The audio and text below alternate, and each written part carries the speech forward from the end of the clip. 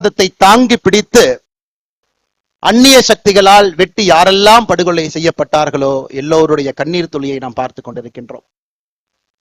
இவ்வளவு பெரிய ஒரு கூட்டம், எழுச்சியான ஒரு கூட்டம், ஒரு மதத்தை சார்ந்தவர்கள், வாழ்வியல் முறையை பின்பற்றக்கூடியவர்கள், நம்முடைய நிலத்தினுடைய கடவுள் தமிழ் கடவுள் முருகபெருமானை மையமாக வைத்து மதுரை மாநகரத்தில் சங்கமித்து இந்து முன்னணி அவர்கள் ஏற்பாடு செய்திருக்கக்கூடிய இந்த கூட்டத்திலே நாம் எல்லாம் பங்கேற்றுக் கொண்டிருக்கின்றோம். இது ஒரு சாதாரணமான ஒரு கூட்டம் இல்லைங்க. ஒரு இனம் தன்னுடைய குரலை உரக்க சொல்லிக் கொண்டிருக்கிறது, தன்னுடைய உரிமையை நிலைநாட்ட வேண்டும் என்று விரும்புகிறது, தன்னுடைய வாழ்வியல் முறையை யாரும் தொந்தரவு செய்யக்கூடாது என்று ஏங்கிக் கொண்டிருக்கிறது. அப்படிப்பட்ட இந்து சமுதாயத்தினுடைய இனத்தினுடைய சொந்தங்கள் எல்லோரும் இங்கே வந்திருக்கின்றீர்கள். பெரியவர்கள், தாய்மார்கள், சாது சன்னியாசிகள், எல்லா மடத்தினுடைய பாரம்பரியம் மிக்க மடத்தை தாங்கி பிடிக்கக்கூடிய ஆன்மீகவாதிகள் ஐயா எல்லாரும் மேடையில் இருக்கிறாங்க. RSS பேர் இயக்கத்தினுடைய மூத்த முன்னோடிகள் மேடையின் மீது இருக்கின்றார்கள். இந்து முன்னணியினுடைய தலைவர் அண்ணன் காடேஸ்வர சுப்பிரமணியம் அவர்கள் இருக்கின்றார்கள். நான் சார்ந்திருக்கக்கூடிய பாரதிய ஜனதா கட்சியினுடைய தலைவர் அன்புக்குரிய அண்ணன் நயினார் நாகேந்திரன் அவர்கள், எல்லா மூத்த தலைவர்கள் மேடையின் மீது இருக்கின்றார்கள். மிக முக்கியமாக இந்த நிகழ்ச்சிக்காக தன்னுடைய பொறுப்பை எல்லாம் விட்டு இதுதான் என்னுடைய முதல் பொறுப்பு, எங்கே சனாதன தர்மத்து பிரச்சனைக்கு உள்ளாக்கப்படுகிறதோ அங்கே நான் இருப்பேன் என்று சொல்லி இந்த நிகழ்வுக்கு ஆந்திரா மாநிலத்தினுடைய துணை முதல்வர் அண்ணன் பவன் கல்யாண் அவர்களும் கூட இங்கே நம்மோடு வந்து நின்று கொண்டிருக்கின்றார். அருமை சொந்தங்களை, ஒரே ஒரு நிமிஷம் யோசிச்சு பாருங்க. உலகத்துல யூதர்கள், ஜூஸ் மொத்த மக்கள் தொகையில வெறும் 0.2 விழுக்காடு இருக்கிறாங்க. 0.2 விழுக்காடு. அவர்களுடைய வாழ்வியல் முறையை தொந்தரவு செய்வதற்காக வெறும் 0.2 விழுக்காடு இருக்கக்கூடிய ஒரு இனம் 4 நாடுகளோடு சண்டை போட்டு நின்று கொண்டிருக்கின்றார்கள். 4 நாடுகளோடு. அந்த ஊர்ல இன்னைக்கு போய் நீங்க பாத்தீங்கன்னா அங்க இருக்கக்கூடிய குழந்தைகள் எல்லாம் பள்ளிக்கூடத்தை மொத்தமாக மூடி இருக்கின்றார்கள். ஹாஸ்பிட்டல் எல்லாமே கீழே கொண்டு போயிட்டாங்க, அண்டர் கிரவுண்டுக்கு. அந்த நாட்டை ஆளக்கூடிய தலைவர்கள் இதற்காகத்தான் மக்கள் எங்களுக்கு வாக்களித்திருக்கின்றார்கள், என்னுடைய வாழ்வியல் முறையை யார் தவறு செய்தாலும் வாழ்வியல் முறைக்கு தொந்தரவு செய்தாலும் எதிர்த்து நிற்போம் என்று இஸ்ரேல் நாடு நின்று கொண்டிருக்கிறது. இன்னொரு பக்கம் அமெரிக்காவை பாருங்க. நேற்று அவர்களுடைய விமானம் 37 மணி நேரம் தரையிலே படாமல் பறந்து வந்து இன்னொரு நாட்டின் மீது குண்டை வீசிவிட்டு திரும்ப சென்றிருக்கின்றார்கள். உலகம் முழுவதும் பார்க்கிறோம்.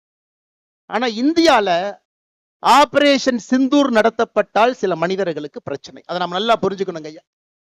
எதற்காக இந்த இனம் இங்கே ஒன்றாக நிற்கிறது, எதற்காக அதனுடைய குரல் உரக்க கேட்கப்பட வேண்டும் என்று இருந்தால், நம்ம ஊர்ல மட்டும்தான் நம்முடைய வாழ்வியல் முறையை தொந்தரவு செய்து ஏப்ரல் 22ஆம் தேதி பெஹல்காம்ல நீ எந்த வாழ்வியல் முறையை பின்பற்றுகின்றாய், நீ இந்து மதமா என்கின்ற ஒரே காரணத்திற்காக 26 மனிதர்களை தனித்தனியாக நிறுத்தி நெத்தி புட்டிலே சுற்று கொண்டு விட்டு இந்த மதம் இருக்கக்கூடாது என்று ஒருவர் நினைக்கின்றார். பதிலுக்கு பதிலாக எல்லை தாண்டி அந்த பயங்கரவாத நாட்டுக்குள்ள நம்ம போயிட்டு வரும் பொழுது மட்டும்தான் நம்முடைய நாட்டுல சில பேருக்கு பிரச்சனை. நன்றாக உணர்ந்து கொள்ள வேண்டும், நன்றாக உணர்ந்து கொள்ள வேண்டும். இஸ்ரேல் எப்படி நிக்கிறான் பாருங்க, அமெரிக்காக்காரர் எப்படி நிக்கிறான் பாருங்க. இன்னைக்கு இந்தியர்கள் முதலாக நாம் பார்க்கின்றோம், நம்முடைய கண் முன்னால் நாம வாழக்கூடிய சம காலகட்டத்தில் நாமும் எழுந்து நிற்கின்றோம். என்னுடைய வாழ்வியல் முறைக்கு பிரச்சனை வந்தால் எழுந்து நிற்பேன், திருப்பி அடிப்பேன் என்று. அன்பு சொந்தங்களே, அதற்காகத்தான் இந்த மதுரையில முருகபெருமானுடைய மாநாடு நடந்து கொண்டிருக்கிறது. காரணம், இந்துக்களை பொறுத்தவரை சின்னதாக யாராவது தொந்தரவு பண்ணா நம்ம பெருசா கண்டுக்க மாட்டோம், பரவாயில்ல மன்னிச்சு போயிடும். பெரிதாக தொந்தரவு செய்தாலும் கூட அதையும் கண்டுக்க மாட்டோம், மன்னிச்சு போயிடும் சொல்லுவோம். ஆனா இன்னைக்கு அதையெல்லாம் தாண்டி நம்முடைய வாழ்வியல் முறைக்கு தொடர்ச்சியாக பிரச்சனைகள் வந்து கொண்டே இருக்கிறது. இந்து என்பதற்காக நான் ஏற்கனவே சொன்னதை போல நம்முடைய கடைக்கோடி தொண்டர்கள் கொல்லப்படுகின்றார்கள். இந்த மதத்தை பின்பற்றினா மட்டும் நம்முடைய வாக்கை பெற்று அரசியல்வாதிகளாக அதிகாரத்தில் இருக்கக்கூடியவங்க கோவில் இப்படி இருக்கும், கூம்பு மாதிரி இருக்கும் அசிங்கப்படுத்துறாங்க. இந்து மக்கள்கிட்ட ஒற்றுமை எப்பொழுதும் வராது என்கின்ற தைரியத்துல அரசியல்வாதிகள் இன்னும் பழைய அரசியலை செய்து கொண்டிருக்கின்றார்கள். அதையெல்லாம் உடைத்து காட்ட வேண்டும். என்னுடைய கோவில்கள் பாதுகாக்கப்பட வேண்டும், எங்களுடைய வாழ்வியல் முறையில எந்த பிரச்சனையும் வரக்கூடாது. எங்களுடைய குழந்தைகள் தைரியமா ஒரு ஸ்கூலுக்கு போனா கூட திருநூறு வச்சுட்டு போகணும். எங்களுடைய குழந்தைகள் இன்னைக்கு வட தமிழ்நாட்டில் ஒரு ஸ்கூலுக்கு போனா கூட ருத்ராட்சி கொட்டையை வெளியே அணிந்து கொண்டு செல்ல வேண்டும். இதெல்லாம் இன்னைக்கு மக்களுக்கு ஏற்படக்கூடிய பிரச்சனையாக இருக்கிறது. அன்பு சொந்தங்கள், அதற்கெல்லாம் இந்த முருகர் மாநாடு தேவைப்படுகிறது. ஒரு பக்கம் எழுச்சி, ஆளுகின்ற ஆட்சியாளர்களுக்கு எச்சரிக்கை மணி. 5 லட்சம் பேர் மதுரையில காசு கொடுக்காம கொள்கைக்காக மழை வரும் என்று தெரிந்தும் கூட்டம் அதிகமாக இருக்கும். அதுல என்னைய மதிப்பாங்களா? கடைக்கோடியில் உட்கார்ந்து இருக்கிறேன், விஐபியா, எனக்கு சேர் கொடுப்பாங்களா? எந்த கேள்வியும் இல்லாம இது என்னுடைய மாநாடு, என்னுடைய வாழ்வியல் முறையை காக்கக்கூடிய மாநாடு என்று வந்திருக்கின்றீர்கள். இதிலே எச்சரிக்கை மணி அங்க போகும். முருகபெருமான் நல்லா பாருங்க, 6 படை சாதாரணமான வீடுகள் இல்லைங்க. நல்லா பாருங்க, எல்லா வீடுகளுக்கும் ஒரு தன்மை, அறிவு, ஞானம். பழனி என்னுடைய தந்தைக்கே நான் ஒரு தாரக மந்திரத்தை சொல்லி கொடுக்கிறேன், அதற்கு ஒரு வீடு. திருமணம் செய்து கொண்டு இல்லற வாழ்க்கையிலே அமைதியாக இருப்பேன், அதற்கும் ஒரு வீடு. நல்லா யோசிச்சு பாரு. என்ன தேவையில்லாம பிரச்சனை பண்ணினா சூரசம்ஹாரம் பண்ணிடுவேன், அதற்கும் ஒரு வீடு. சூரசம்ஹாரம் செய்துவிட்டு அமைதியாக திருத்தணியில போய் இருப்பேன், அதற்கும் ஒரு வீடு. ஆளுகின்ற ஆட்சியாளர்கள் முருக பக்தர்களை எந்த வீட்டிலே வைத்து பார்க்க வேண்டும் என்று இந்த மாநாடு மூலமாக அவர்களுக்கு தெரியும். முதல் வீடு திருப்பரங்குன்றத்துக்கே நீ பிரச்சனை ஏற்படுத்தினா ஒரு வீடாக சென்று சூரசம்ஹாரம் செய்துவிட்டு மறுபடியும் அமைதியாக திருத்தணிக்கு போயிரும். அப்படிங்கிற மாதிரி தாங்க அந்த மாநாட்டில் ஒரு பெரிய செய்தியை நாம் சொல்லி இருக்கின்றோம். என்னுடைய வாழ்வியல் முறையில தலையிடாத, ஏன்னா நம்ம யாருக்குமே தொந்தரவு பண்ணல. இன்னைக்கு உலகத்தில் இருக்கக்கூடிய எல்லா மதத்தையும் பாருங்க ஐயா, எத்தனை கோடி மனிதர்கள் எந்த மதத்தை பின்பற்றாங்க பாருங்க. கிறிஸ்தவ மதம் 230 கோடி, கிறிஸ்தவ மதம் 200 கோடி, இந்து மதம் 120 கோடி. இதுல ஆச்சரியம் என்னன்னாங்க, 190 கோடி பேர் இந்த உலகத்துல எந்த மதத்தையும் பின்பற்றாம இருக்கிறாங்க, அன்அஃபிலியேட்டட்ங்கறாங்க. 230 கோடி கிறிஸ்தவர்கள் இருக்கிறாங்க, 200 கோடி இஸ்லாமியர்கள் இருக்கிறாங்க. 190 கோடி பேர் எந்த மதத்தையும் சாராதவர்கள், இந்து மதத்தை சார்ந்தவங்க 120 கோடி. எத்தனை நாட்டில் இருக்காங்கன்னு பாருங்க. இந்த மதத்தை பின்பற்றக்கூடியவங்க எத்தனை நாட்டில் இருக்காங்க? கிறிஸ்தவ மதத்தை பொறுத்தவரை 120 நாடுகள்ல அவங்க பெரும்பான்மை. இஸ்லாமிய மதத்தை பொறுத்தவரை 53 நாடுகள் அவர்கள் பெரும்பான்மை. அன்அஃபிலியேட்டட், எந்த மதத்தையும் சாராதவன் 10 நாடுகள்ல அவர்களும் பெரும்பான்மை. ஆனா நான் இந்து மதத்தை சார்ந்தவன், 2 நாடுகள்ல மட்டும்தான் நாம் பெரும்பான்மையாக இருக்கின்றோம். இரண்டாவது, இந்த மாநாட்டினுடைய முக்கியமான நோக்கம், ஒரு இந்துவுக்கும் இந்த எழுச்சி இருக்கணுங்க ஐயா, ஒருத்தருக்கு இருக்கணும். முன்னோர்கள் எப்படி இந்த வாழ்வியல் முறையை கட்டி காத்து பத்திரமாக நம்ம கிட்ட கொடுத்துட்டு போனாங்களோ, அதே மாதிரி பத்திரமாக பாதுகாத்து நம்முடைய சந்ததியருக்கு நம்ம கொடுக்கிறோமா அப்படிங்கிற கேள்வியை எழுப்புவதற்கும் இங்கே முருகர் மாநாடு மதுரையில் நடந்து கொண்டிருக்கிறது. அன்பு சொந்தங்களே, யாருக்கோ பிரச்சனை, எனக்கு இல்ல, அந்த பிரச்சனை நமக்கு வரும். எங்கேயோ கோயில் அடிக்கிறாங்க, எனக்கு பிரச்சனை இல்லை, நமக்கு வரும். யாரோ திருச்செந்தூர்ல கியூல போய் நிக்கிறவங்க மயங்கி விழுந்து சாகுறாங்க, பிரச்சனை நமக்கு வரும். எங்கேயோ கட்டணம் வசூல் பண்றாங்க, நமக்கு அது வரும். 6 படை வீடுகள், 5 லட்சம் பேர் கடந்த 4-5 நாட்கள்ல. நேத்து மட்டுமே 1.25 லட்சம் பேருங்க. 6 படையில் இருக்கக்கூடிய முருகபெருமானையும் இங்க வந்து அமைதியாக இந்து முன்னணியினுடைய வாலண்டியர்ஸ் மட்டுமே நின்று, ஒரு காவல்துறை அதிகாரி இல்லைங்க, அமைதியாக தரிசிச்சுட்டு போறாங்க. ஆனா 6 படையில் இருக்கக்கூடிய ஏதாவது ஒரு கோயிலுக்கு 50 ரூபாய், 100 ரூபாய், 500 ரூபாய் கொடுக்காம நீங்க சாமி இந்த மாதிரி பார்க்க முடியுமா? கேட்டு பாருங்க. இது நம்முடைய வாழ்வியல் முறையில் இருக்கக்கூடிய பிரச்சனையை நாம் தட்டி கேட்கின்றோம். எதற்கு தமிழகத்தில் 2 சட்டங்கள் இருக்கிறது, இந்துவுக்கு ஒரு சட்டம், இந்து மதத்தை சாராதவர்களுக்கு இன்னொரு சட்டம். எதற்கு என்பதை கேட்பதற்காக மதுரை மண்ணில் என்று கொண்டிருக்கின்றோம். அன்பு சொந்தங்களே, ஏதோ இந்த மாநாடு எலெக்ஷனுக்காக, இந்து முன்னணியினுடைய பெரியவர்கள், அவர்களுக்கும் அரசியலுக்கும் சம்பந்தம் இல்லை. எனக்கு தெரியும் 2026 தேர்தலுக்கு இது சம்பந்தம் இல்லை என்றாலும் கூட மக்களுக்கு நிதி வேண்டாம், சாமி வேண்டும் என்பதை முடிவு செய்து விட்டார்கள். மக்கள் முடிவு பண்ணிட்டாங்க, யாரு சாமி யாரு நிதி நீங்க முடிவு பண்ணி. அதனால இது அரசியலுக்காக கிடையாது. இது ஒரு மிக முக்கியமாக நாம் இந்த கூட்டத்தில் ஒன்றாக சேர்ந்திருப்பது நம்முடைய வாழ்வியல் முறையை மீட்டெடுப்பதற்காக, கேள்வி எழுப்புவதற்காக. இந்த ஒரு தீர்மானமுமே நம்முடைய வாழ்வியல் முறையை தட்டி எடுப்பதற்காக. அதனால்தான் அருமை சொந்தங்களே, நாம் இன்றிலிருந்து கேள்வி கேட்க ஆரம்பிக்க வேண்டும். ஒரு பிரச்சனை என்றால் தட்டி கேட்கணுங்க ஐயா. நம்ம கண்டிப்பா பேசுறோம். தமிழகத்திலே 44,000 ஆலயங்கள், 44,000, 44,000 தமிழ்நாடு அறநிலைத்துறை கீழ இருக்கு.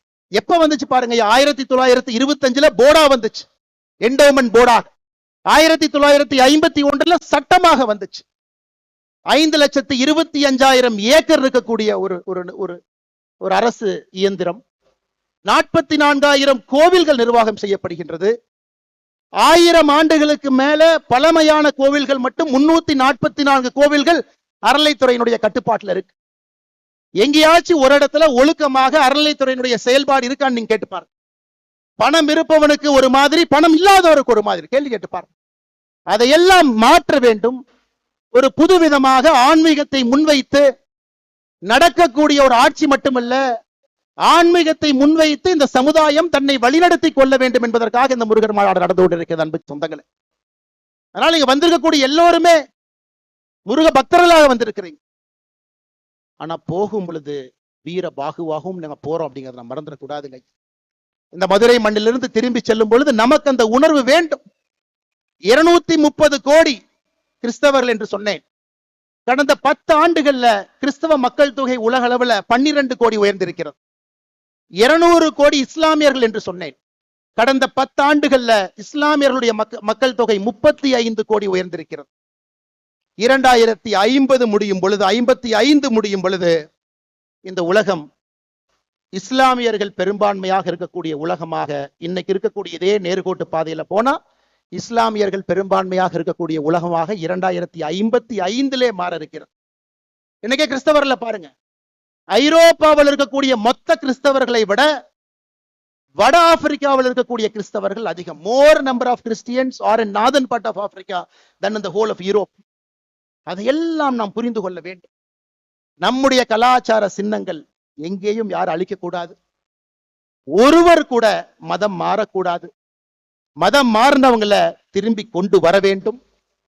120 கோடி இருக்கக்கூடிய உலகத்துல இன்னைக்கு 4வது பெரும்பான்மை சமுதாயமாக இருக்கின்ற நம்முடைய சமுதாயம் தொடர்ந்து இதே போல இருக்கணும். காரணம், இன்னைக்கு தமிழகத்தினுடைய அரசியல் களத்துல பாத்தீங்கன்னா தமிழ் வேறு, ஆன்மீகம் வேறு, இலக்கியங்கள் வேறு என்று பிரித்திருக்கின்றார்கள். ஆனா நம்ம ஊர்ல அப்படி பிரிக்க முடியாது. எந்த மொழிக்கும் இல்லாத ஒரு பெருமை நமக்கு மட்டும்தான் இருக்கு. தமிழும் ஆன்மீகமும் இலக்கியமும் ஒன்றாக இருக்கக்கூடிய ஒரே கலவையாக இந்த வாழ்வியல் முறை இருக்கு. இன்னைக்கு கந்தர் சஷ்டி கவசம் நம்ம பாடுறோங்க, 20 நிமிஷம் நம்ம பாட போறோம். இது முருகனுக்காக பாடக்கூடிய ஒரு பாட்டா? கேள்வி நம்பர் 1. இல்ல இது ஒரு மந்திர நூலா? இந்த நூலுக்குள்ள ஒரு மந்திரம் இருக்கு, சில பேர் அதையும் சொல்றாங்க. அதையெல்லாம் தாண்டி கந்த சஷ்டி கவசத்தை மட்டும் பாடினீங்கன்னா போதும், இருக்கக்கூடிய எல்லா பிரச்சனைகளும் காணாம போயிடும். இது 3 விதமாக இலக்கியமாக பார்க்கின்றார்கள், பக்தியாக பார்க்கிறாங்க, ஆன்மீகமா பார்க்கிறாங்க. கந்த சஷ்டி கவசம். கந்தங்கிறது என்னங்க ஐயா? நம்முடைய தொப்புள் கொடி எங்க இருக்கோ அங்கே இருந்து 2 இன்ச் கீழே வந்தீங்கன்னா நாபி கமலம் இருக்குங்க. உடம்பிலே சில இடத்துல மட்டும்தான் நம்முடைய நர்வஸ் சிஸ்டம் அங்க மட்டும்தான் போய் எண்ட் ஆகுதுங்க ஐயா, பாதங்கள்ல, கைகள்ல. அதே போல தொப்புளுக்கு கீழே 2 இன்ச்ல அது போய் நிக்குது. அதை பழைய தமிழ்ல 18ஆம் நூற்றாண்டுல சென்னி மலையில இந்த நூலை முதலாக சுப்பிரமணிய சாமிக்கு முன்னாடி ஏற்றிய பொழுது தேவராய சுவாமிகள் அவர்கள் கந்த என்று குறிப்பிட்டது நம்முடைய தொப்புள் கொடிக்கு கீழே இருக்கக்கூடிய 2 இன்ச் பகுதியில் இருக்கக்கூடிய பகுதி. சஷ்டி. இன்னைக்கு சஷ்டி ஒரு நாளாக கொண்டாடுகின்றோம். ஆனா பழைய தமிழ்ல சஷ்டி என்றால் அது சட்டி. எப்படி அந்த தொப்புள் கொடிக்கு 2 இன்ச்சுக்கு கீழே உள்ள பாத்தீங்கன்னா அந்த பகுதி சட்டி போல இருக்கும். கந்த சஷ்டி கவசம் அப்படின்னா தொப்புள் கொடிக்கு 2 இன்ச்சுக்கு கீழே இருக்கக்கூடிய சட்டி போன்ற அந்த பகுதியை பாதுகாப்பதற்காக பாடப்பட்ட ஒரு பாடலை கந்த சஷ்டி கவசம்னு சொல்றோம். இது இன்னொரு விதத்துல பாருங்க, சட்டியில் இருந்தா தான் அகப்பையில வரும், சஷ்டியில் இருந்தால் தான் அகைப்பையில் வரும். சஷ்டியில விரதம் இருக்கிறீங்கன்னா அகைப்பையில உயிர் உண்டாகும் என்பதற்காக சொல்லப்பட்டது. இந்த முழு கந்த சஷ்டி கவசத்துல அவ்வளவு சயின்ஸ் இருக்குதுங்க. இன்னைக்கு விஞ்ஞானத்திற்கு என்னவெல்லாம் தேவையோ எல்லா கந்த சஷ்டி கவசத்துல இருக்கு. அதனால்தான் நம்மை வாழ்வியல் நெறி என்று சொல்லுகின்றோம். தமிழ் மொழியிலே ஆன்மீகமும் அறிவியலும் கலந்திருக்கிறது என்று சொல்லுகின்றோம். இந்த மொழியை பிரிச்சு பார்க்க முடியாது. அதை திரும்ப எப்ப நம்ம மையப்பகுதி கொண்டு வர போகின்றோம்? ஒரு கந்த சஷ்டி கவசத்திலிருந்து ஆரம்பிச்சு ஒரு விஷயமும் நாம் பேசலாங்க ஐயா, ஒரு விஷயம். அன்பு சொந்தங்களே, இன்று நாம் பாடக்கூடிய கந்த சஷ்டி கவசத்தை முழுமையாக நாம் பாடுவோம். சஷ்டி ஒரு நாள்லையும் முருகன் கோவில்ல வரும்பொழுதெல்லாம் கந்த சஷ்டி கவசத்தை பாடுவோம். அதையெல்லாம் தாண்டி இங்க இருக்கக்கூடிய மனிதர்களுக்கு பெரிய வேலை இருக்குதுங்க. வட இந்தியாவுக்கு போனீங்கன்னா மகா புராணங்கள் என்று சொல்லுவார்கள். 18 மகா புராணங்கள் இருக்கு. ஏன்னா தமிழ்நாட்டில் அரசியல்வாதிகள் அப்படியே பிரிச்சுட்டு போயிருவாங்க. முருகன் வந்து தமிழ் கடவுள் மட்டும்தான். முருகன் வந்து வட இந்தியால யாருக்குமே முருகனை தெரியாது. வட இந்தியாவில் இருக்கக்கூடிய மகா புராணத்தை எடுத்துக்கிட்டீங்கன்னா 18 மகா புராணமும் சேர்ந்து 95,000 ஸ்லோகன் இருக்கு. ஆனா ஒரே ஒரு ஸ்கந்த புராணத்துல மட்டும் 1,00,000 ஸ்லோகன் இருக்கு. ஸ்கந்த புராணம் எப்ப வந்துச்சு? அதை கண்டுபிடிச்சது ஆங்கிலேயன். கேம்பிரிட்ஜ் பல்கலைக்கழகத்தில் இருக்கக்கூடிய செசில் பெண்டால் 1898 நேபாள ஓலைச்சுவடைகளை கண்டுபிடித்து இதுதான் ஸ்கந்த புராணம் கண்டுபிடிச்சாங்க. ஆனா இன்னைக்கு அவர் கண்டுபிடித்தது வெறும் 81,000 ஓலைச்சுவடிகள் தான், ஸ்லோகங்கள் தான். அப்படி என்றால் அவ்வளவு விஷயம் இருக்குதுங்க, அவ்வளவு விஷயங்கள் இருக்கு. நிறைய நாம் என்ன கண்டுபிடிக்கணும். ஆட்சியாளர்கள் அதற்காக நிதி கொடுக்கணும். நம்முடைய பண்டைய தமிழ் நாகரிகம், கலாச்சாரம், வழிபாடு எல்லாத்தையும் தேடி தேடி படிக்கணும். ஏன்னா இன்றைய காலகட்டத்திற்கு தேவையான எல்லா பிரச்சனைகளுக்கான தீர்வு அதில் இருக்குதுங்க ஐயா. ஒரே ஒரு உதாரணம் இன்னைக்கு நாம சொல்றோங்க ஐயா. இன்னைக்கு நாம சொல்றோம் திருப்புகழே பாத்தீங்கன்னா அதிர்ஷ்டவசமாகத்தாங்க ஐயா அச்சுக்கு வந்துச்சு. 2 உதாரணத்தை மட்டும் தான் நான் கொடுக்குறேங்க. 1871 கடலூர் கோட்ல சண்டை போட்டுக்கிறாங்க சிதம்பரம் கோவிலுடைய தீட்சிதாரும் ஆங்கிலேயர்கள். அன்னைக்கும் தீட்சிதார்கள் சொல்றாங்க இந்த கோவில்ல வழிபடுற உரிமை எங்களுக்கு மட்டும்தான் இருக்கு. வெள்ளக்கார ஜட்ஜு சொல்றாரு, எப்படி வழிபடுவீங்க, பாடி காட்டுங்க அப்படின்னு.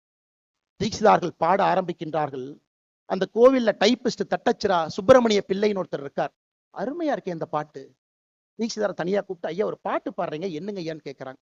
ஐயா இதுதாங்க ஐயா திருப்புகழ் அப்படிங்கிறாங்க. 5 ஆண்டுகளாக 5 நூற்றாண்டுகளாக 13ஆம் நூற்றாண்டிலிருந்து வார்த்தையாக இல்லாமல் வெறும் வாயிலே பாடிக்கொண்டிருக்கிறார். அதை கேள்விப்பட்டோடனே சுப்பிரமணிய பிள்ளை அங்கேயே தன்னுடைய வேலையை விட்டு அவர் உட்கார்ந்து திருப்புகழை அச்சில ஏத்துறாங்க. இந்த மாதிரி பல விஷயங்கள் இதெல்லாம் ஒளிஞ்சு கிடக்குதுங்க ஐயா, அவ்வளவு இடத்துல இருக்கு. 5400 ஆண்டுகள் பழமையான தமிழினம் என்று சொல்லுகின்றோம். ஆனால் 5400 ஆண்டுகளாக எப்படி வாழ்ந்தார்களோ அதுபோல் வாழ்வதற்கு அரசியல்வாதிகள் நம்மை விடுவார்களா என்கின்ற கேள்வியும் நாம கேட்போம். அதுதான் அருமை சொந்தங்களே, இது போன்ற மாநாடுகள் இன்னும் நடந்து கொண்டே இருக்கும். ஒரு பிரச்சனை வரும் பொழுதெல்லாம் நாம் ஒன்று சேருவோம். அதைவிட முக்கியம் எதற்காக ஒன்று சேருகின்றோம் என்பது முக்கியம்.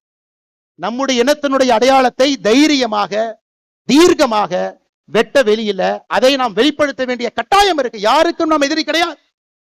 2 நாடுகள்ல மட்டும் பெரும்பான்மையாக இருந்தாலும் கூட நாம யாருக்கும் எதிரி இல்லைங்க. அதை தைரியமா நீங்க காட்டுங்க. நேத்து திருப்பரங்குன்றத்தில் அரசியல்வாதி ஒருத்தர் வர்றார், இன்னைக்கு எம்பியா இருக்கார், ஒரு முக்கிய கட்சியினுடைய தலைவர். கோவில்ல சாமி கும்பிட்டு வர்றார் 4 நாட்களுக்கு முன்பு. ஒரு அம்மா செல்ஃபி கேட்கிறாங்க.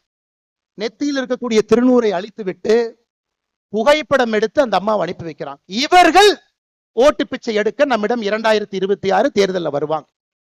அன்னைக்கு கோயிலுக்கு போவாங்க. அன்னைக்கு நம்மை பற்றி நன்றாக சொல்லுவாங்க. அதை எல்லாம் நம்ம உணர்ந்துக்கணும். இந்துக்கள் நன்றாக உணர்ந்து கொள்ள வேண்டும். நாம் யாருக்கும் எதிரி இல்லை. நம்மை எதிரியாக நினைப்பவர்களுக்கு நாம் எதிரி என்பதிலே மிக மிக மிக தெளிவாக இருக்க வேண்டும் அன்பு சொந்தங்கள். அது மட்டும் இல்லாம இன்னைக்கு பாருங்க, உலகத்தில் இருக்கக்கூடிய எத்தனையோ நகரங்கள் அழிந்து கொண்டிருக்கிறது. டெட்ராய்ட் ஒரு காலத்துல உலகத்தில் இருக்கக்கூடிய ஆட்டோமொபைல் அங்க இருந்தாங்க வந்துச்சு. 10 ஆண்டுகள் அமெரிக்காவில் டெட்ராய்டினுடைய மக்கள் தொகை மட்டுமே 25 விழுக்காடு குறைஞ்சிருக்கு. அப்ப எந்த நகரங்கள் செழிப்பா இருக்குன்னு பாத்தீங்கன்னா கோவிலை சார்ந்த நகரங்கள் மட்டும்தான் செழிப்பா இருக்கு. யுஎஸ்ல அட்லாண்டிக் சிட்டி கேம்பிளிங்காக ஆரம்பிச்சாங்க, காணாம போயிருச்சு. டெட்ராய்ட் மேனுஃபேக்சரிங்காக ஆரம்பிச்சாங்க, காணாம போயிருச்சு. ஆனா கோவில்களை சார்ந்து இருக்கக்கூடிய நகரத்தை பாருங்க, மதுரை முதல் சங்கம், இடைச்சங்கம், கடை சங்கம், 4வது சங்கத்தை தாண்டி நின்று கொண்டிருக்கிறது. பாருங்க, கோவில்கள் எங்கே எல்லாம் இருக்கின்றதோ அந்த நகரத்தை ஒரே நிமிஷம் கூர்மையா பாருங்க. காசிய பாருங்க, உஜ்ஜயினை பாருங்க. தமிழகத்துல கோவிலுக்காங்க பஞ்சம். 44,000 கோவில்கள் என்று சொல்லுகின்றோம். அதையெல்லாம் தாண்டி எத்தனை இலக்கியங்கள், எத்தனை கோவில்கள் இயற்றப்பட்டிருக்குன்னு மட்டும் ஒரு நிமிஷம் யோசிச்சு பாருங்க ஐயா. ஒரே நிமிஷம் யோசிச்சு பாருங்க. திருப்புகழ் பாடல் பெற்ற தலங்கள் 120 ஐயா. தேவார பாடல் பெற்ற ஸ்தலங்கள் 274 சிவாலயங்கள். மங்கள சாசனம் பெற்ற 108 திவ்ய தேசங்கள், 33 சக்தி பீடங்கள். எல்லா நகரமுமே ஒரு கோவிலை சார்ந்திருக்கின்ற காரணத்தினால் அந்த நகரத்துக்கு அழிவு இல்லை, அந்த கலாச்சாரத்திற்கு அழிவு இல்லை, அந்த தமிழ் மக்களுக்கு அழிவு இல்லை. இன்னைக்கு இருக்கக்கூடிய திமுக கட்சி அரசியல் பேசக்கூடாது இருந்தும் ஒரு சின்ன விஷயத்தை அரசியலாக பேசவில்லை. 5400 ஆண்டுகள் சந்தோஷம். 5400 ஆண்டுகள். ஏன் 5400 ஆண்டுகள் என்றால் கோவில்களை சார்ந்து இந்த கலாச்சாரம் இருந்ததால் 5400 ஆண்டுகள். இதை நம்ம நல்லா புரிஞ்சுக்கணுங்க ஐயா. அதனால் நம்முடைய கடமை, இன்னைக்கு இந்தியாவில் எத்தனையோ நகரங்கள், ஐயா பவன் கல்யாணம் அவங்க வந்திருக்கிறாங்க, சமீபத்தில் திருப்பதி கோவிலினுடைய சொத்தை எஸ்டிமேட் பண்றாங்க, the total asset of Tirupati temple. Tirupati டெம்பிளை பொறுத்த வரைக்கும் இந்தியாவில் 917 இடத்துல ப்ராப்பர்ட்டி வச்சிருக்கிறாங்க, சென்னை உட்பட. மொத்தமாக அசஸ் பண்ணி பார்த்தா திருப்பதி மட்டுமே 2,47,000 கோடி ரூபாய் சொத்து திருப்பதியில் இருக்கக்கூடிய ஏழுமலையானுக்கு இருக்கு. 2,47,000 கோடி. தமிழ்நாடு அரசினுடைய ஒரு பட்ஜெட்டுங்கிறது 3 லட்சம் கோடிங்க ஐயா. அதனால் ஆன்மீகம் சார்ந்த அரசியல், ஆன்மீகம் சார்ந்த வாழ்வியல் நெறி, ஆன்மீகம் சார்ந்த பொருளாதாரம் வரும் பொழுது மட்டும்தான் முருகன் நிம்மதியாக இருப்பார். முருகன் நிம்மதியாக இருக்கும் பொழுது நாம் நிம்மதியாக இருப்போம். நாம் நிம்மதியாக இருக்கும் பொழுது நம்முடைய கலாச்சாரம் நிம்மதியாக இருக்கும். அன்பு சொந்தங்களே, இதையெல்லாம் நீங்க கொஞ்சம் கவனத்தில் எடுத்துக்கங்க. எவ்வளவு தூரம் வந்திருக்கிறீங்க, போகும் பொழுது வரும் பொழுது எதுவும் நமக்கு நடக்காது. காரணம், எப்பொழுதும் முருகபெருமான் நம்ம கிட்ட இருந்து பார்த்துக்கிட்டே இருக்கிறான். எனக்கு முன்பு சிரவையாதீனம் சுவாமி பேசும் பொழுது ஒரு அற்புதமான கந்தர் அலங்காரத்தை சொல்லிட்டு இதை மட்டும் சொல்லுங்க போதும் என்றார். ஐயாவுடைய அனுமதியோடு மறுபடியும் உங்கள் முன்னாடி நான் சொல்றேன். நாள் என் செய்யும். இன்னைக்கு நாள் செவ்வாய் சரியில்லை, செவ்வாய்க்கிழமை பண்ணாதீங்க, புதன்கிழமை பண்ணாதீங்க. நாள் என் செய்யும், வினைதான் என் செய்யும். வினை என்னதான் பண்ணிரும். என்னை நாடி வந்த கோள் என் செய்யும். சனி பகவான் வந்துட்டாரு, சுக்கர பகவான் வந்துட்டாரு, சூரிய பகவான் வந்துட்டார். கொடும் கூற்று என் செய்யும். நாள் என் செய்யும், வினைதான் என் செய்யும், என்னை நாடி வந்த கோள் என் செய்யும், கொடும் கூற்று என் செய்யும். குமரேசர் இரு தாளும் சிலம்பும் சதங்கையும் தண்டையும் சண்முகமும் தோளும் கடம்பும் எனக்கு முன்பே வந்து தோன்றின. இது நம்முடைய கந்தர் அலங்காரத்துக்கு அருணகிரிநாதர் சுவாமிகள் சொன்னது. எப்பொழுதுமே ஆண்டவன் நம்மோடு இருக்கின்றான், நம்மை பாதுகாத்துக் கொண்டிருக்கின்றார். எப்பொழுதும் நம்முடைய வாழ்வு சிறப்பாக இருக்கும். அதனாலதான் பாருங்க, மழை வந்த மழை கூட நின்று இருக்கிறது. ஏன்னா பவன் கல்யாணம் அவங்க பேசி கந்தர் சஷ்டி கவசம் முழுவதுமாக முடிந்து அதன் பிறகு தீபாராத்தனை சாமிக்கு காட்டி நமக்கு காட்டும் வரை மழை வரப்போவது கிடையாது. கண்ணீர் துளிகள் மட்டும் வந்து கொண்டிருக்கும். இப்படிப்பட்ட சிறப்பாய்ந்த ஒரு மாநாடு நடத்தியதற்கு, இந்துக்களை எல்லாம் ஒருங்கிணைத்து காட்டியதற்கு, எத்தனையோ மனிதர்கள் பெயர் தெரியாம இந்த இயக்கத்துல டிராபிக்கை ரெகுலேட் பண்ணிட்டு இருக்கிறாங்க. முன்னாடி இல்லாம ரோட்ல அவ்வளவு பேர் நிற்கிறாங்க. அத்தனை இந்த பேர் இயக்கத்தினுடைய தொண்டர்கள் நின்று கொண்டிருக்கின்றார். பாரதிய ஜனதா கட்சியினுடைய தொண்டர்கள் வந்திருக்கின்றீர்கள். அனைத்து இந்திய அண்ணா திராவிட முன்னேற்ற கழகம் சார்பாக 4 முன்னாள் அமைச்சர்கள் தொண்டர்கள் வந்திருக்கின்றார்கள். சாதாரண பொதுமக்கள் வந்திருக்கின்றார்கள். முருக பக்தர்கள் வந்திருக்கின்றார்கள். அழைப்புதல் வாங்கிய கட்சி தலைவர்கள் எல்லோரும் தங்களுடைய தொண்டர்களை, தலைவர்களை அனுப்பியிருக்கின்றார்கள். அப்படிப்பட்ட சிறப்பு வாய்ந்த மாநாடாக நம்முடைய அக்கா கனிமொழி அவர்கள் சொன்னது போல இன்னி தமிழ்நாட்டுல மதுரை முருகர் மாநாட்டுக்கு முன்பு, மதுரை முருகர் மாநாட்டுக்கு பின்பு என்றுதான் அரசியல் சரித்திரம் இருக்கும். அதை நடத்தி காட்டியதற்காக என்னுடைய மனமார்ந்த வாழ்த்துக்களையும் நன்றிகளையும் தெரிவித்துக் கொள்கின்றேன். நன்றி, வணக்கம். பாரத் மாதா கி ஜெய்.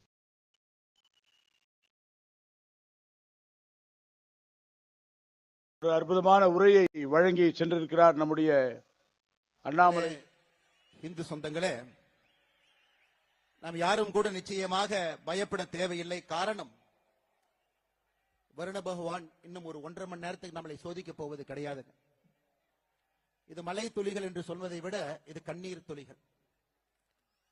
மேலே இருந்து பார்த்து கொண்டிருக்கக்கூடிய நம்முடைய மூத்த தலைவர்கள், தானலிங்க நாடார் ஐயாவுடைய கண்ணீர் துளி, வீரத்துறவி ராமகோபாலன் ஐயாவுடைய கண்ணீர் துளி, இதே மண்ணில தன்னுடைய சித்தாந்தத்திற்காக, மதத்திற்காக வெட்டி சாய்க்கப்பட்ட ராஜகோபால் ஐயாவுடைய கண்ணீர் துளி, நான் சார்ந்திருக்கக்கூடிய பாரதிய ஜனதா கட்சியினுடைய மூத்த தலைவர்கள் ஆடிட்டர் ரமேஷ் அவர்கள், எத்தனையோ மனிதர்கள் வெட்டி சாய்க்கப்பட்டிருக்கின்றார்கள், அவர்களுடைய கண்ணீர் துளி, அருமை சகோதரர் சசிகுமார் அவர்கள் உள்ளிட்ட இயக்கத்திற்கு கடைகோடி தொண்டர்களாக ஒரு சித்தாந்தத்தை தாங்கி பிடித்து அந்நிய சக்திகளால் வெட்டி யாரெல்லாம் படுகொலை செய்யப்பட்டார்களோ எல்லோருடைய கண்ணீர் துளியை நாம் பார்த்துக் கொண்டிருக்கின்றோம்.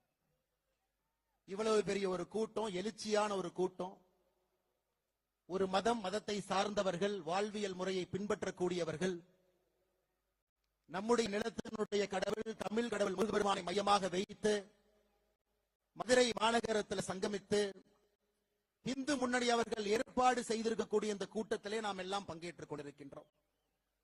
இது ஒரு சாதாரணமான ஒரு கூட்டம் இல்லைங்க. ஒரு இனம் தன்னுடைய குரலை உரக்க சொல்லிக் கொண்டிருக்கிறது, தன்னுடைய உரிமையை நிலைநாட்ட வேண்டும் என்று விரும்புகிறது, தன்னுடைய வாழ்வியல் முறையை யாரும் தொந்தரவு செய்யக்கூடாது என்று ஏங்கிக் கொண்டிருக்கிறது. அப்படிப்பட்ட இந்து சமுதாயத்தினுடைய இனத்தினுடைய சொந்தங்கள் எல்லோரும் இங்கே வந்திருக்கின்றீர்கள். பெரியவர்கள், தாய்மார்கள், சாது சன்னியாசிகள், எல்லா மடத்தினுடைய பாரம்பரியம் மிக்க மடத்தினுடைய மடத்தை தாங்கி பிடிக்கக்கூடிய ஆன்மீகவாதிகள் ஐயா எல்லாரும் மேடையில் இருக்கிறாங்க. RSS பேர் இயக்கத்தினுடைய மூத்த முன்னோடிகள் மேடையின் மீது இருக்கின்றார்கள். இந்து முன்னணியினுடைய தலைவர் அண்ணன் காடேஸ்வர சுப்பிரமணியம் அவர்கள் இருக்கின்றார்கள். நான் சார்ந்திருக்கக்கூடிய பாரதிய ஜனதா கட்சியினுடைய தலைவர் அன்புக்குரிய அண்ணன் நயினார் நாகேந்திரன் அவர்கள், எல்லா மூத்த தலைவர்கள் மேடையின் மீது இருக்கின்றார்கள். மிக முக்கியமாக இந்த நிகழ்ச்சிக்காக தன்னுடைய பொறுப்பை எல்லாம் விட்டுவிட்டு, இதுதான் என்னுடைய முதல் பொறுப்பு, எங்கே சனாதன தர்மத்து பிரச்சனைக்கு உள்ளாக்கப்படுகிறதோ அங்கே நான் இருப்பேன் என்று சொல்லி இந்த நிகழ்வுக்கு ஆந்திரா மாநிலத்தினுடைய துணை முதல்வர் அண்ணன் பவன் கல்யாண் அவர்களும் கூட இங்கே நம்மோடு வந்து நின்று கொண்டிருக்கின்றார். அருமை சொந்தங்களே, ஒரே ஒரு நிமிஷம் யோசிச்சு பாருங்க. உலகத்துல யூதர்கள், ஜூஸ், மொத்த மக்கள் தொகையில வெறும் 0.2 விழுக்காடு இருக்கிறாங்க. 0.2 விழுக்காடு. அவர்களுடைய வாழ்வியல் முறையை தொந்தரவு செய்வதற்காக வெறும் 0.2 விழுக்காடு இருக்கக்கூடிய ஒரு இனம் 4 நாடுகளோடு சண்டை போட்டு நின்று கொண்டிருக்கின்றார்கள். 4 நாடுகளோடு. அந்த ஊர்ல இன்னைக்கு போய் நீங்க பாத்தீங்கன்னா அங்க இருக்கக்கூடிய குழந்தைகள் எல்லாம் பள்ளிக்கூடத்தை மொத்தமாக மூடி இருக்கின்றார்கள். ஹாஸ்பிட்டல் எல்லாமே கீழே கொண்டு போயிட்டாங்க, அண்டர் கிரவுண்டுக்கு. அந்த நாட்டை ஆளக்கூடிய தலைவர்கள் இதற்காகத்தான் மக்கள் எங்களுக்கு வாக்களித்திருக்கின்றார்கள், என்னுடைய வாழ்வியல் முறையை யார் தவறு செய்தாலும் வாழ்வியல் முறைக்கு தொந்தரவு செய்தாலும் எதிர்த்து நிற்போம் என்று இஸ்ரேல் நாடு நின்று கொண்டிருக்கிறது. இன்னொரு பக்கம் அமெரிக்காவை பாருங்க. நேற்று அவர்களுடைய விமானம் 37 மணி நேரம் தரையிலே படாமல் பறந்து வந்து இன்னொரு நாளை வீசிவிட்டு திரும்ப சென்றிருக்கின்றார்கள். உலகம் முழுவதும் பார்க்கிறோம். ஆனா இந்தியால ஆபரேஷன் சிந்தூர் நடத்தப்பட்டால் சில மனிதர்களுக்கு பிரச்சனை. அதை நம்ம நல்லா புரிஞ்சுக்கணும் ஐயா. எதற்காக இந்த இனம் இங்கே ஒன்றாக நிற்கிறது, எதற்காக அதனுடைய குரல் உரக்க கேட்கப்பட வேண்டும் என்று இருந்தால், நம்ம ஊர்ல மட்டும்தான் நம்முடைய வாழ்வியல் முறையை தொந்தரவு செய்து ஏப்ரல் 22ஆம் தேதி பெஹல்காம்ல நீ எந்த வாழ்வியல் முறையை பின்பற்றுகின்றாய், நீ இந்து மதமா என்கின்ற ஒரே காரணத்திற்காக 26 மனிதர்களை தனித்தனியாக நிறுத்தி நெத்திப்புட்டிலே சுற்று கொண்டு விட்டு இந்த மதம் இருக்கக்கூடாது என்று ஒருவர் நினைக்கின்றார். பதிலுக்கு பதிலாக எல்லை தாண்டி அந்த பயங்கரவாத நாட்டுக்குள்ள நம்ம போயிட்டு வரும் பொழுது மட்டும்தான் நம்முடைய நாட்டுல சில பேருக்கு பிரச்சனை. நன்றாக உணர்ந்து கொள்ள வேண்டும், நன்றாக உணர்ந்து கொள்ள வேண்டும். இஸ்ரேல் எப்படி நிக்கிறான் பாருங்க, அமெரிக்காக்கார் எப்படி நிக்கிறான் பாருங்க.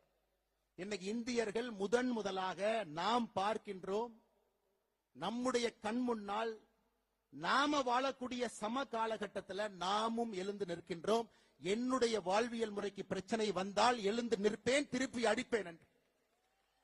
அன்பு சொந்தங்களே, அதற்காகத்தான் இந்த மதுரையில முருகபெருமானுடைய மாநாடு நடந்து கொண்டிருக்கிறது. காரணம், இந்துக்களை பொறுத்தவரை சின்னதாக யாராவது தொந்தரவு பண்ணா நம்ம பெருசா கண்டுக்க மாட்டோம், பரவாயில்ல மன்னிச்சு போயிடும். பெரிதாக தொந்தரவு செய்தாலும் கூட அதையும் கண்டுக்க மாட்டோம், மன்னிச்சு போயிடும் சொல்லுவோம். ஆனா இன்னைக்கு அதையெல்லாம் தாண்டி நம்முடைய வாழ்வியல் முறைக்கு தொடர்ச்சியாக பிரச்சனைகள் வந்து கொண்டே இருக்கிறது. இந்து என்பதற்காக நான் ஏற்கனவே சொன்னதை போல நம்முடைய கடைக்கோடி தொண்டர்கள் கொல்லப்படுகின்றார்கள். இந்த மதத்தை பின்பற்றினா மட்டும் நம்முடைய வாக்கை பெற்று அரசியல்வாதிகளாக அதிகாரத்தில் இருக்கக்கூடியவங்க கோவில் இப்படி இருக்கும், கூம்பு மாறி இருக்கும் அசிங்கப்படுத்துறாங்க. இந்து மக்கள்கிட்ட ஒற்றுமை எப்பொழுதும் வராது என்கின்ற தைரியத்துல அரசியல்வாதிகள் இன்னும் பழைய அரசியலை செய்து கொண்டிருக்கின்றார்கள். அதையெல்லாம் உடைத்து காட்ட வேண்டும். என்னுடைய கோவில்கள் பாதுகாக்கப்பட வேண்டும். எங்களுடைய வாழ்வியல் முறையில் எந்த பிரச்சனையும் வரக்கூடாது. எங்களுடைய குழந்தைகள் தைரியமா ஒரு ஸ்கூலுக்கு போனா கூட திருநூறு வச்சுட்டு போகணும். எங்களுடைய குழந்தைகள் இன்னைக்கு வட தமிழ்நாட்டில் ஒரு ஸ்கூலுக்கு போனா கூட ருத்ராட்சி கொட்டையை வெளியே அணிந்து கொண்டு செல்ல வேண்டும். இதெல்லாம் இன்னைக்கு மக்களுக்கு ஏற்படக்கூடிய பிரச்சனையாக இருக்கிறது. அன்பு சொந்தங்கள், அதற்கெல்லாம் இந்த முருகர் மாநாடு தேவைப்படுகிறது. ஒரு பக்கம் எழுச்சி, ஆளுகின்ற ஆட்சியாளர்களுக்கு எச்சரிக்கை மணி. 5 லட்சம் பேர் மதுரையில காசு கொடுக்காம கொள்கைக்காக மழை வரும் என்று தெரிந்தும் கூட்டம் அதிகமாக இருக்கும். அதுல என்னைய மதிப்பாங்களா? கடைக்கோடியில் உட்கார்ந்து இருக்கிறேன், நான் விஐபியா, எனக்கு சேர் கொடுப்பாங்களா? எந்த கேள்வியும் இல்லாம இது என்னுடைய மாநாடு, என்னுடைய வாழ்வியல் முறையை காக்கக்கூடிய மாநாடு என்று வந்திருக்கின்றீர்கள். இதிலே எச்சரிக்கை மணி அங்க போகும். முருகபெருமான் நல்லா பாருங்க, 6 படை சாதாரணமான வீடுகள் இல்லைங்க. நல்லா பாருங்க, எல்லா வீடுகளுக்கும் ஒரு தன்மை, அறிவு, ஞானம். பழனி என்னுடைய தந்தைக்கே நான் ஒரு தாரக மந்திரத்தை சொல்லிக் கொடுக்கிறேன், அதற்கு ஒரு வீடு. திருமணம் செய்து கொண்டு இல்லற வாழ்க்கையிலே அமைதியாக இருப்பேன், அதற்கும் ஒரு வீடு. நல்லா யோசிச்சு பாரு. என்ன தேவையில்லாம பிரச்சனை பண்ணினா சூரசம்ஹாரம் பண்ணிடுவேன், அதற்கும் ஒரு வீடு. சூரசம்ஹாரம் செய்துவிட்டு அமைதியாக திருத்தணியில போய் இருப்பேன், அதற்கும் ஒரு வீடு. ஆளுகின்ற ஆட்சியாளர்கள் முருக பக்தர்களை எந்த வீட்டிலே வைத்து பார்க்க வேண்டும் என்று இந்த மாநாடு மூலமாக அவர்களுக்கு தெரியும். முதல் வீடு திருப்பரங்குன்றத்துக்கே நீ பிரச்சனை ஏற்படுத்தினா ஒரு வீடாக சென்று சூரசம்ஹாரம் செய்துவிட்டு மறுபடியும் அமைதியாக திருத்தணிக்கு போயிருவோம் அப்படிங்கிற மாதிரி தாங்க அந்த மாநாட்டில் ஒரு பெரிய செய்தியை நாம் சொல்லி இருக்கின்றோம். என்னுடைய வாழ்வியல் முறையில தலையிடாத, ஏன்னா நம்ம யாருக்குமே தொந்தரவு பண்ணல. இன்னைக்கு உலகத்தில் இருக்கக்கூடிய எல்லா மதத்தையும் பாருங்க ஐயா, எத்தனை கோடி மனிதர்கள் எந்த மதத்தை பின்பற்றாங்க பாருங்க. கிறிஸ்தவ மதம் 230 கோடி, கிறிஸ்தவ மதம் 200 கோடி, இந்து மதம் 120 கோடி. இதுல ஆச்சரியம் என்னன்னாங்க, 190 கோடி பேர் இந்த உலகத்துல எந்த மதத்தையும் பின்பற்றாம இருக்கிறாங்க, அன்அஃபிலியேட்டட்ங்கறாங்க. 230 கோடி கிறிஸ்தவர்கள் இருக்கிறாங்க, 200 கோடி இஸ்லாமியர்கள் இருக்கிறாங்க. 190 கோடி பேர் எந்த மதத்தையும் சாராதவர்கள், இந்து மதத்தை சார்ந்தவங்க 120 கோடி. எத்தனை நாட்டில் இருக்காங்கன்னு பாருங்க. இந்த மதத்தை பின்பற்றக்கூடியவங்க எத்தனை நாட்டில் இருக்காங்க? கிறிஸ்தவ மதத்தை பொறுத்தவரை 120 நாடுகள்ல அவங்க பெரும்பான்மை. இஸ்லாமிய மதத்தை பொறுத்தவரை 53 நாடுகள் அவர்கள் பெரும்பான்மை. அன்அஃபிலியேட்டட், எந்த மதத்தையும் சாராதவன் 10 நாடுகள்ல அவர்களும் பெரும்பான்மை. ஆனா நான் இந்து மதத்தை சார்ந்தவன் 2 நாடுகள்ல மட்டும்தான் நாம் பெரும்பான்மையாக இருக்கின்றோம். இரண்டாவது, இந்த மாநாடுடைய முக்கியமான நோக்கம், ஒரு இந்துவுக்கும் இந்த எழுச்சி இருக்கணுங்க ஐயா, ஒருத்தருக்கு இருக்கும். முன்னோர்கள் எப்படி இந்த வாழ்வியல் முறையை கட்டி காத்து பத்திரமாக நம்ம கிட்ட கொடுத்துட்டு போனாங்களோ, அதே மாதிரி பத்திரமாக பாதுகாத்து நம்முடைய சந்ததியினருக்கு நம்ம கொடுக்கிறோமா அப்படிங்கிற கேள்வியை எழுப்புவதற்கும் இங்கே முருகர் மாநாடு மதுரையில் நடந்து கொண்டிருக்கிறது. அன்பு சொந்தங்களே, யாருக்கோ பிரச்சனை, எனக்கு இல்ல, அந்த பிரச்சனை நமக்கு வரும். எங்கேயோ கோயில் அடிக்கிறாங்க, எனக்கு பிரச்சனை இல்ல, நமக்கு வரும். யாரோ திருச்செந்தூர்ல கியூல போய் நிக்கிறவங்க மயங்கி விழுந்து சாகுறாங்க, பிரச்சனை நமக்கு வரும். எங்கேயோ கட்டணம் வசூல் பண்றாங்க, நமக்கு அது வரும். 6 படை வீடுகள், 5 லட்சம் பேர் கடந்த 4-5 நாட்கள்ல. நேத்து மட்டுமே 1.25 லட்சம் பேருங்க. 6 படையில் இருக்கக்கூடிய முருகபெருமானையும் இங்க வந்து அமைதியாக இந்து முன்னணியினுடைய வாலண்டியர்ஸ் மட்டுமே நின்று, ஒரு காவல்துறை அதிகாரி இல்லைங்க, அமைதியாக தரிசித்து போறாங்க. ஆனா 6 படையில் இருக்கக்கூடிய ஏதாவது ஒரு கோயிலுக்கு 50 ரூபாய், 100 ரூபாய், 500 ரூபாய் கொடுக்காம நீங்க சாமி இந்த மாதிரி பார்க்க முடியுமா? கேட்டு பாருங்க. இது நம்முடைய வாழ்வியல் முறையில் இருக்கக்கூடிய பிரச்சனையை நாம் தட்டி கேட்கின்றோம். எதற்கு தமிழகத்தில் 2 சட்டங்கள் இருக்கிறது, இந்துவுக்கு ஒரு சட்டம், இந்து மதத்தை சாராதவர்களுக்கு இன்னொரு சட்டம், எதற்கு என்பதை கேட்பதற்காக மதுரை மண்ணில் என்று கொண்டிருக்கின்றோம். அன்பு சொந்தங்களே, ஏதோ இந்த மாநாடு எலெக்ஷனுக்காக, இந்து மண்ணினுடைய பெரியவர்கள், அவர்களுக்கும் அரசியலுக்கும் சம்பந்தம் இல்லை. எனக்கு தெரியும் 2026 தேர்தலுக்கு இது சம்பந்தம் இல்லை என்றாலும் கூட மக்களுக்கு நிதி வேண்டாம், சாமி வேண்டும் என்பதை முடிவு செய்து விட்டார்கள். அது மக்கள் முடிவு பண்ணிட்டாங்க, யாரு சாமி யாரு நிதி நீங்க முடிவு பண்ணிக்கணும். அதனால இது அரசியலுக்காக கிடையாது. இது ஒரு மிக முக்கியமாக நாம் இந்த கூட்டத்திலே ஒன்றாக சேர்ந்திருப்பது நம்முடைய வாழ்வியல் முறையை மீட்டெடுப்பதற்காக, கேள்வி எழுப்புவதற்காக. இந்த ஒரு தீர்மானமுமே நம்முடைய வாழ்வியல் முறையை தட்டி எடுப்பதற்காக. அதனால்தான் அருமை சொந்தங்களே, நாம் இன்றிலிருந்து கேள்வி கேட்க ஆரம்பிக்க வேண்டும். ஒரு பிரச்சனை என்றால் தட்டி கேட்கணுங்க ஐயா, நம்ம கண்டிப்பா பேசுறோம். தமிழகத்திலே 44,000 ஆலயங்கள், 44,000 44,000 தமிழ்நாடு அறநிலைத்துறை கீழ் இருக்கு. எப்ப வந்துச்சு பாருங்க, 1925 போர்டா வந்துச்சு, என்டோமென்ட் போர்டாக.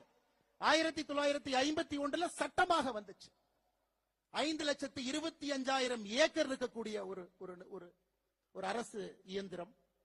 44,000 கோவில்கள் நிர்வாகம் செய்யப்படுகின்றது. 1000 ஆண்டுகளுக்கு மேல பழமையான கோவில்கள் மட்டும் 344 கோவில்கள் அறநிலைத்துறையினுடைய கட்டுப்பாட்டில் இருக்கு.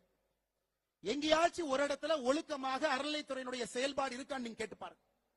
பணம் இருப்பவனுக்கு ஒரு மாதிரி, பணம் இல்லாதவருக்கு ஒரு மாதிரி. கேள்வி கேட்டு பாருங்க. அதையெல்லாம் மாற்ற வேண்டும். ஒரு புதுவிதமாக ஆன்மீகத்தை முன்வைத்து நடக்கக்கூடிய ஒரு ஆட்சி மட்டுமல்ல, ஆன்மீகத்தை முன்வைத்து இந்த சமுதாயம்